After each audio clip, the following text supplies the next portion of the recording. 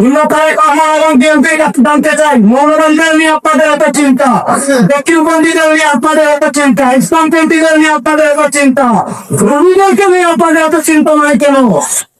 যেটা কেউ আপনাদের কর্মীদের একজন আরেকজন একজনের বেশি কর্মীকে তারা ফেলিয়ে ফেলেছে। আমরা জানতে চাই চাপাপুরদের নিয়ে আপনাদের এত চিন্তা নয় কেন? আপনাদের এত চিন্তা হয় কেন? আপনাদের কর্মীরা আপনারা চুরি করে, সিরাজের কাপড় চুরি করে, আপনারা মনে থাকবেন চিন্তা করতে হবে না, ইসলামের চিন্তা করতে হবে না, চিন্তা করেন।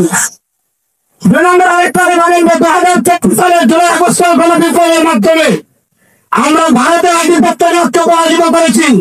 বাংলাদেশের বাংলা রাজনীতির নামে কেউ ভারতের তৈরি করে আপনারা দেখেছেন আমাদের বাংলাদেশের দুইজন শিক্ষাবিদ ডক্টর সৈয়দ এবং ডক্টর আসিফ মাহমুদ মিশ্র, তারা এই বাংলাদেশের সভ্যতা উন্নতম ধারা দেয়, তাদেরকে বাংলাদেশের একটা হুমকি দিয়েছে, যে হত্যাকার হুমকি দিয়েছে, তাই পুত্র নিয়ে এদেশের বাংলা স্বীকৃতি দিচ্ছে। আমরা স্পষ্ট ভাষায় বলি, ডক্টর সৈয়দ এবং ডক্টর আসিফ মাহমুদ এদেশে কেমন তার সাথে বাংলাদেশে সবাই আসছে।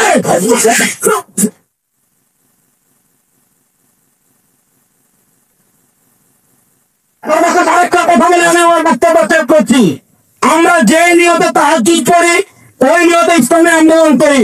আমরা যে নিয়তে রোজা রাখি, ওই নিয়তে আমরা ইসলামী আন্দোলন করি। ওই নিয়তে নামাজ পড়ি, ওই নিয়তে ইসলামী আন্দোলন করি। আমরা দেশের রাজনীতি করি, দেশের রাজনীতি কখনো একটা জন্য বিক্রি হতে পারে না। এবার যদি খেয়াল না থাকে